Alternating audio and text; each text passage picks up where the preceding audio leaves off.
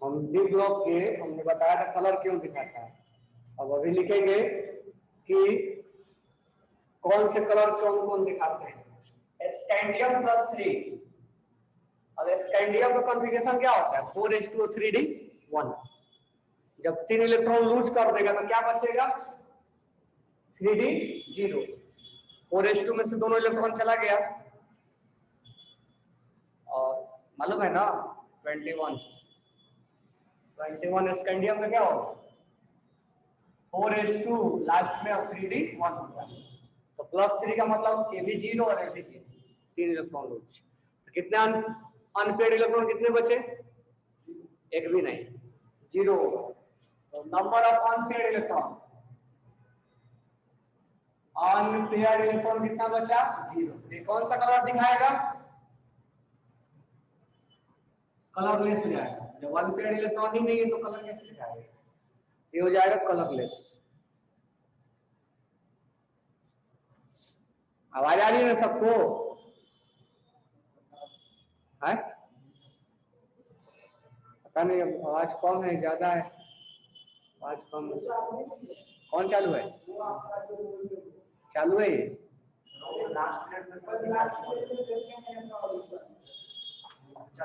Web cancel आवाज ले रहा है क्या ये चलने रहा है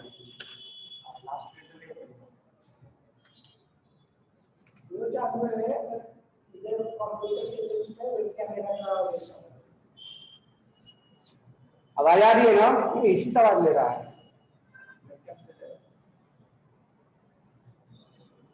ये सार की वैल्यू बता रहे रुक जाओ। आवाज आ रही है ना आवाज आ रही है ना आवाज इसी में आ रहा है। चलो पहले कलर लिख लो इसके बाद स्कैंडियम के बाद टाइटेनियम स्कैंडियम के बाद टाइटेनियम Ti+4 कितने और चारों इलेक्ट्रॉन लूज हो जाएंगे अनपेड क्या होगा 0 क्या हो जाएगा कलरलेस। उसके बाद है टाइटेनियम +3 तो 4s से 2 लूज होगा और 3d से 1 लूज होगा एक बच जाएगा 3d1 तो अनपेड कितना हो जाएगा 1 और इसका एक कलर दिखाएगा पर्पल कलर।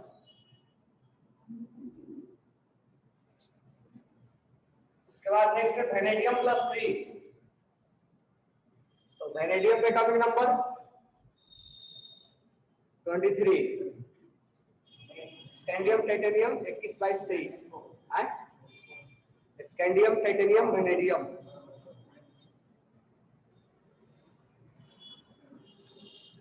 कितना होगा 23 स्कैंडियम टाइटेनियम वेनेडियम 21 22 23 बराबर ठीक है ना। तो इसका कॉन्फ़िगरेशन क्या होगा 4s2 और 3d और +3 है तो 2 इलेक्ट्रॉन यहां से लूज हो जाएगा और एक यहां से लूज हो जाएगा क्या बच जाएगा 3d2 बचेगा ना। अनपेड कितना होगा 2 तो एक कलर दिखाएगा ग्रीन कलर एक ग्रीन कलर ये याद रखना पड़ेगा। अब यहाँ पर है वेनेडियम +2 वेनेडियम +2 में कितने इलेक्ट्रॉन्स 3d3 होगा 4s2 में 2 लूज हो जाएगा तो अनपेड कितना होगा 3 ये कलर दिखाएगा वायलेट कलर दिखाएगा। नेक्स्ट है क्रोमियम +3 याद करो कॉन्फ़िगरेशन क्या होगा 4s1 और 3d5 होता है एक s से लूज होगा और 2 3d से क्या हो जाएगा 3d तो इसका भी कलर जो हो जाएगा वो वायलेट क्रोमियम +3 का कलर वायलेट हो जाएगा। Mn+3 बताओ कॉन्फ़िगरेशन क्या होगा 4s2 और 3d5 होता है 2 लूज कर दिया 4s से और 3d5 होता है एक लूज करेगा d से क्या बचेगा 3d अनपेड कितना होगा 4 तो Mn+3 का भी कलर जो होता है वायलेट में होता है। उसके बाद है Mn+2। Mn+2 में दोनों इलेक्ट्रॉन लूज हो जाएगा S से, 5 इलेक्ट्रॉन यहाँ बच जाएंगे। अनपेयर्ड कितना हो जाएगा? 5। और इसका कलर होता है लाइट पिंक। लाइट पिंक, इसका कलर होता है लाइट पिंक। उसके बाद है आयरन+2। आयरन+2 तो कॉन्फ़िगरेशन क्या होगा? 4s2 और 3d6 होता है, तो 2 यहां से 4s से लूज कर देगा, 3d6 बचेगा। अनपेयर्ड कितना होगा? 6 होगा, 4 होगा। 1 2 3 4 5 6, 4 ही बचेगा ना। और आयरन+2 का कलर होता है पेल ग्रीन।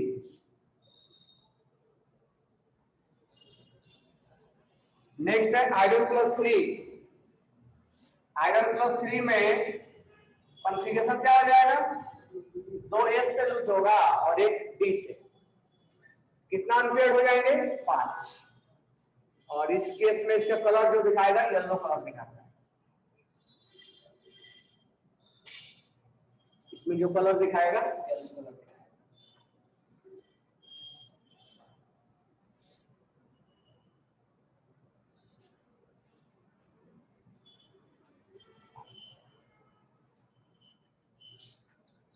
उसके बाद है कोबाल्ट+2। कोबाल्ट+2 तो कोबाल्ट का हो जाएगा 27, 4s2 और 3d7। तो क्या बचेगा? 2 लूज करने के बाद 3d7, तो 5 और 2 7, कितना अनपेयर्ड हो जाएगा? 3। और इस केस में इसका जो कलर होता है पिंक होता है।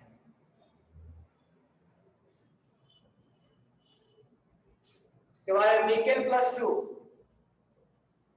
निकेल+2 बताओ 28 होता है, 4s2 और 3d8 है, 2 वहां से लूज हो जाएगा। अनपेयर्ड कितना होगा? 2 होगा ना। 5 और 3 8, 2 बचेगा, तो इसका कलर हो जाता है ग्रीन कलर। उसके बाद कॉपर+2। कॉपर+2 बताओ 4s1 और 3d10 होता है, तो एक S से लूज होगा और एक D से, 9 हो जाएगा। तो अनपेयर्ड कितना होगा? 5 और 4, 1 ही बचेगा।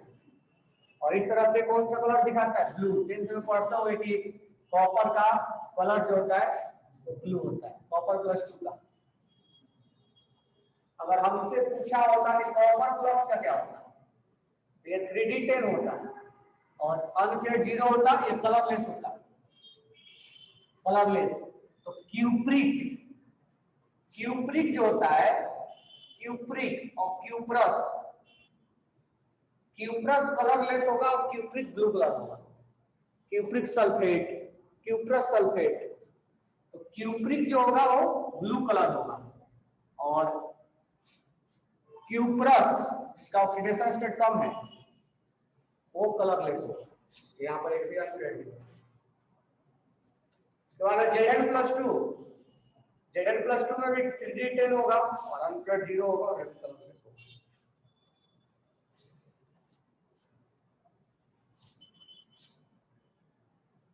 कलरलेस।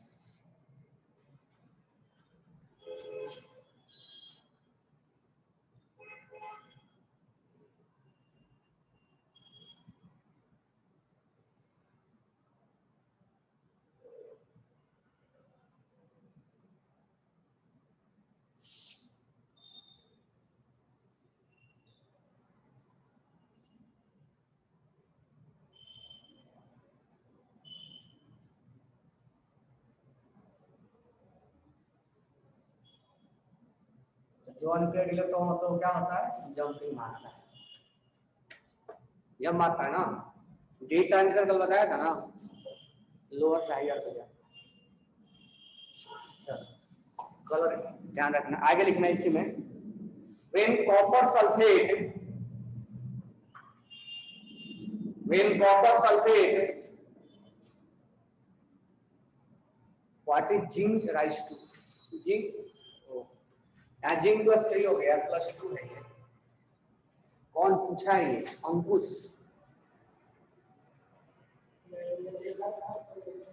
जिंक +2 वो गलती से। चलो लिखो, cuprous sulphate is dissolve in water, cuprous sulphate dissolve in water, it form blue colour, cuprous sulfate dissolved in water, it form blue color. Cuprous sulfate dissolved in water, it form blue color. Blue color solution of complex, blue color solution of complex, blue color solution of complex, ये लिखना CuH2O6+2 complex compound CuH2O6+2। तो जब copper को पानी में मिलाया जाता है तो ये बनता है कॉम्प्लेक्स, और इसके वजह से कलर दिखाता है। क्यों? क्योंकि इसका ऑक्सीडेशन स्टेट निकालोगे तो +2 आएगा। X वाटर का 0 इक्वल टू +2, कॉपर की ऑक्सीडेशन स्टेट में आ गया +2 में, +2 का मतलब उसके पास कितना अनपेयर्ड इलेक्ट्रॉन? एक। अब ये भी लिखवाया था, अनपेयर्ड एक होगा उसकी वजह से कलर दिखाएगा। आगे लिखना, फॉर्म ए कॉम्प्लेक्स CuH2O6+2 लिख लिए, which has octahedral geometry, which has octahedral geometry।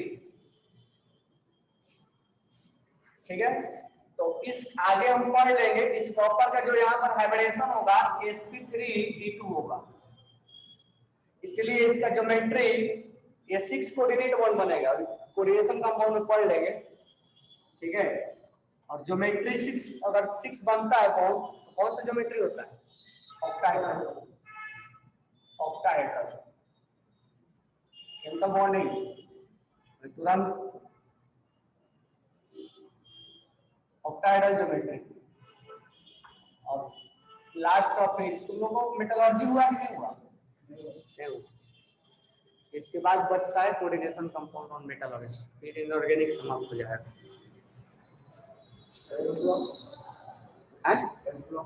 हाँ, मतलब एक ब्लॉक डी और एक में आएगा ना, एक ब्लॉक को ज्यादा नहीं है, क्योंकि उसमें ज्यादा रिएक्शन वगैरह तो नहीं पड़ते ना। एक ब्लॉक में बस लेंथेनाइड, एक्टिनाइड, थोड़ा सा रेडियस जान गए और कुछ इंफॉर्मेशन जान गए, उसके बाद उसमें रिएक्शन नहीं है ना। Which has octahedral geometry, पूरे डाल के लिखना, but when the solution is treated with, but when solution is treated with organic start होगा, ऑर्गेनिक स्टार्ट होगा तो खत्म हो जाएगा, फिर लास्ट 6 महीना और जोड़ लो उसके, 6 मंथ। जून चल रहा है ना, जून, जुलाई, अगस्त, सितंबर, अक्टूबर, नवंबर, दिसंबर, जनवरी में खत्म। सितंबर में तो तब खत्म होता है जब नॉर्मल सिचुएशन चलता है, क्योंकि अक्सर हम अभी तक जितने बैच पढ़ाते हैं हम लोग, तो सितंबर तक केमिस्ट्री खत्म हो जाता है। मतलब अगर रेगुलर बैच चलता है तो सितंबर तक, फिजिक्स अक्टूबर आता है तो खत्म हो जाता है, मैथ भी सितंबर अक्टूबर का है, 6 महीना मिनिमम। क्योंकि तुम अभी ऑर्गेनिक 11 का भी नहीं जानते ना, अभी थोड़ा भी नहीं जानते। तो क्या लिखे? But the solution is treated with concentrated hydrochloric acid, HCl. Solution is treated with hydrochloric acid. Solution is treated with hydrochloric acid. It turn yellow. It turn yellow. It turn yellow. It turn yellow. पहले ये reaction लिख लो।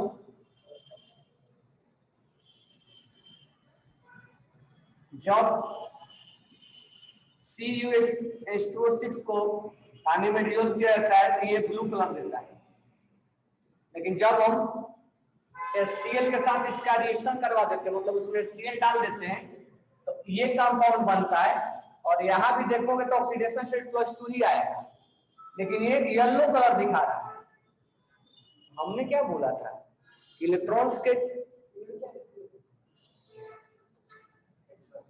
H उसमें से हटा दिया गया है, Cl।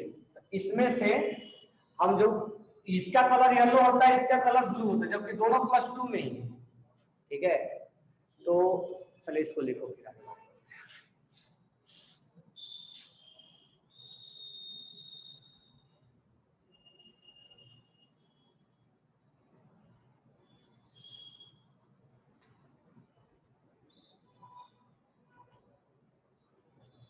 लिख लिए होगे।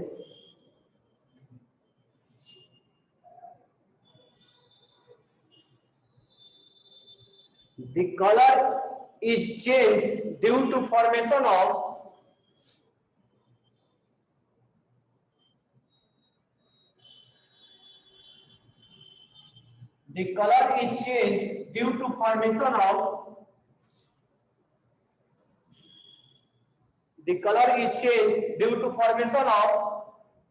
tetrahedral geometry. The color is changed due to formation of tetrahedral geometry. The color is changed due to formation of tetrahedral geometry. तो ये ब्लू कलर होता है और ये येलो कलर हो गया। तो कलर जो चेंज होने का रीजन है वो क्या है, टेट्राहेड्रल ज्योमेट्री। अब आगे लिखना, in general color of transition ions, in general color of transition ions, in general color of transition ions is related to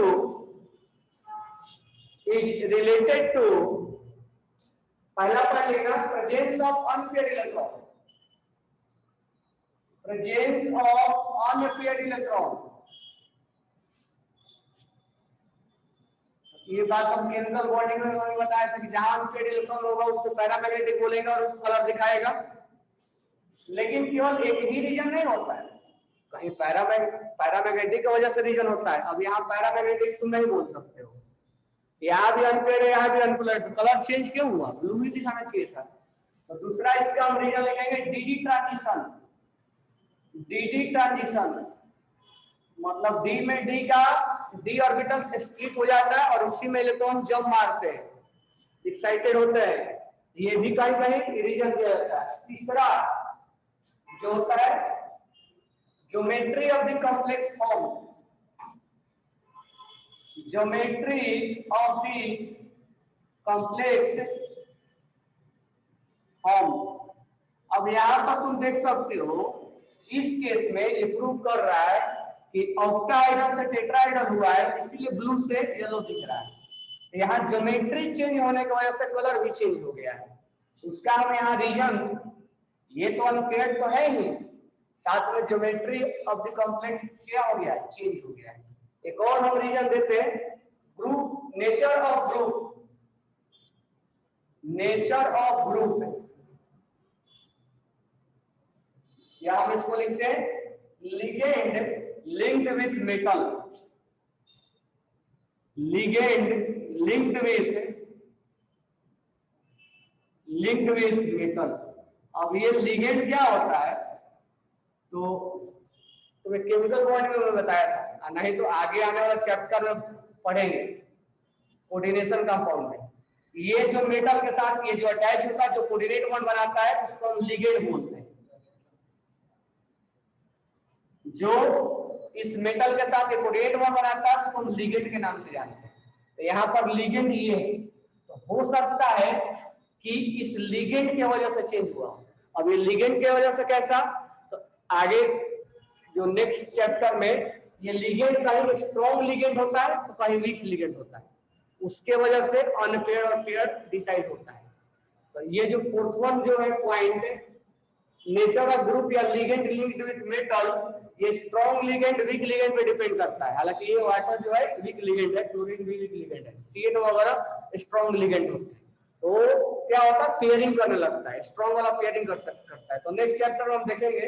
तो कुल मिला के जो अगर ट्रांजिशन एलिमेंट के अंदर कलर दिखाने का वजह है, वो अगर आता है तो 4 पॉइंट्स हम डिस्क्राइब करते हैं। अनपेयर्ड की वजह से, डी ट्रांजिशन की वजह से, ज्योमेट्री चेंज की वजह से और लिगेंड की वजह से। क्लियर? नेक्स्ट एक्सप्रेशन लिख लो।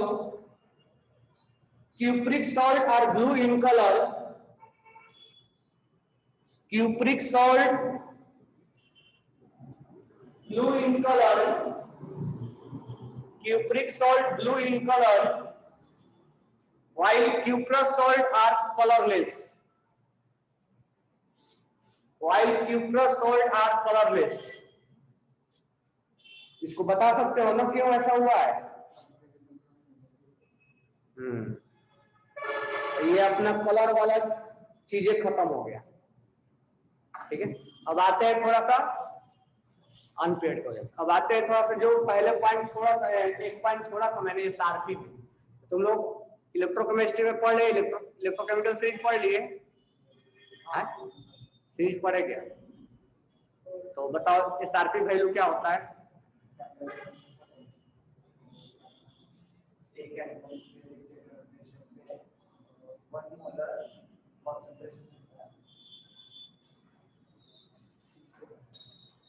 SRP value, SRP. एक चीज पूछा है तो बुक निकाल दो। ऐसे दिमाग से बताओ ना, आईटीजे में थोड़ा तुम्हें बुक निकालने के लिए बोला जाए। आईटीजे में तो बहुत ऐसा क्वेश्चन कम ही होता है जिसमें तुम्हें बुक की रिक्वायरमेंट पड़ता है। वहां ध्यान दिमाग लगाओ आप। जो वोल्टेज कैथोड पे क्रिएट होता है, उस वोल्टेज को क्या बोलते हैं? एसआरपी। स्टैंडर्ड कंडीशन में होना चाहिए। स्टैंडर्ड कंडीशन का मतलब सॉल्यूशन का 1 मोलर होना चाहिए, 25 डिग्री टेंपरेचर होना चाहिए। बात खत्म। जो वैल्यू, जो वोल्टेज ऑक्सीडेशन को होता है उसको एसओपी बोलते हैं। उसका कंसंट्रेशन उस सॉल्यूशन का 1 मोलर और 25 डिग्री होता है। एट एसटीपी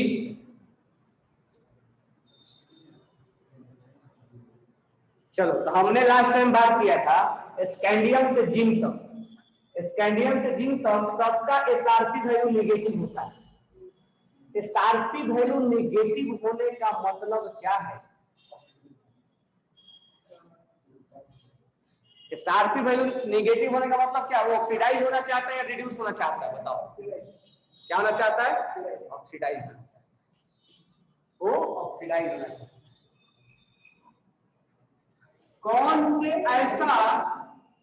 कौन से ऐसा एलिमेंट है, कौन से ऐसे एलिमेंट है जिसका एसआरपी वैल्यू हाइड्रोजन से ज्यादा होता है? और जिंक अच्छी होता है। आज सिखाए कॉपर और ट्रिक नहीं बताए।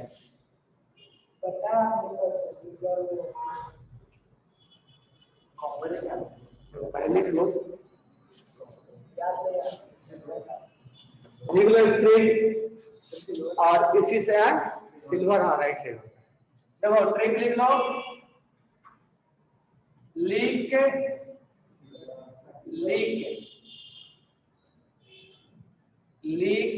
बासर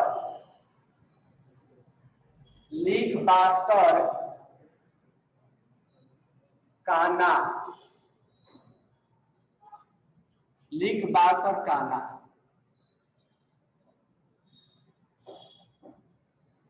मग, लीक बासर काना, मग, अल मंजन कर, अल मंजन कर, अल मंजन कर। शिकर कोनी, शिकर कोनी सन पग आता है। शिकर कोनी,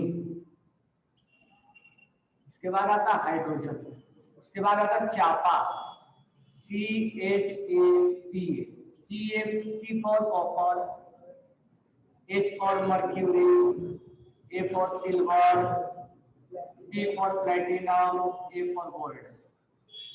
2 A आया, एक A सिल्वर के लिए, गोल्ड।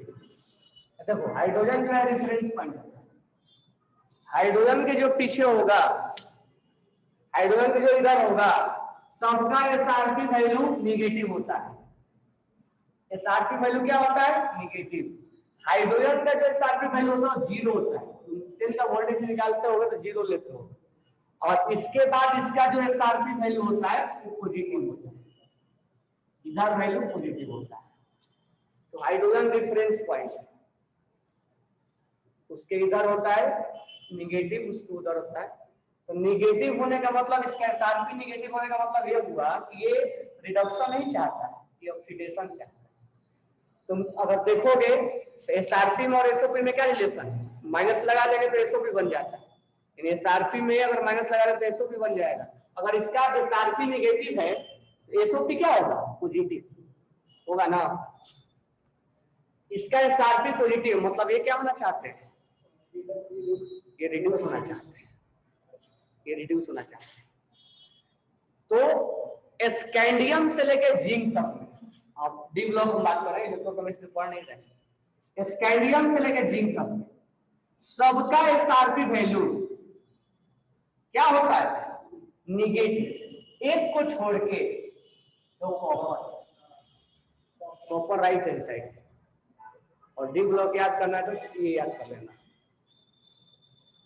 अब इसमें बहुत सारा क्वेश्चन पूछा जाता है, कौन किसको डिस्प्लेस करता है, कौन डिस्प्लेस नहीं करता है। इलेक्ट्रोकेमिस्ट्री में पढ़ रहे होंगे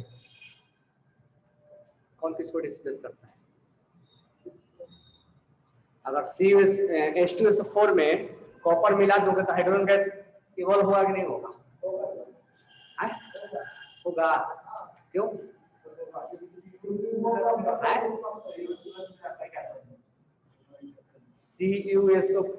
H2SO4 में अगर कॉपर मिला दोगे तो रिएक्शन होगा कि नहीं होगा? होगा। कल साहब से पूछ के कब एक्सप्लेन, तो अगर नहीं होता क्यों नहीं होगा? तो क्यों? इलेक्ट्रोकेमिकल से पॉइंट है ना। तो यही हम बोल रहे थे कि जो कॉपर का SRP वैल्यू होता है स्कैंडियम से लेकर जिंक तक का सबका निगेटिव होता है, अपने डी ब्लॉक चाहते हैं, और केवल कॉपर का जो होता है तो कॉपर का पॉजिटिव होता है। तो copper behave like a, copper क्या चाहता है? रिड्यूस होना है, ऑक्सीडाइज होना है? रिड्यूस होना। Copper act as a oxidising agent. क्यों नहीं होगा भूषण? लिख लेना नीचे, ये SRP वाला में लिखना, copper behave as a oxidising agent because it has anode value will be positive. Copper behave as a oxidising agent because its SRP value is positive, because its SRP value will be positive.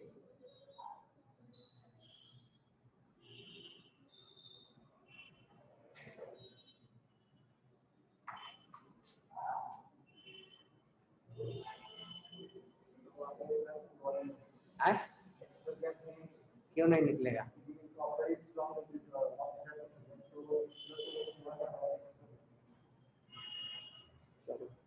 तो लगभग अपना physical properties, अभी कैटेलिक property कल बताएंगे, और magnetic properties पैरावडाई और magnetic moment root under n+2 chemical bonding में लिखवाया था, वो सब कल पढ़ेंगे।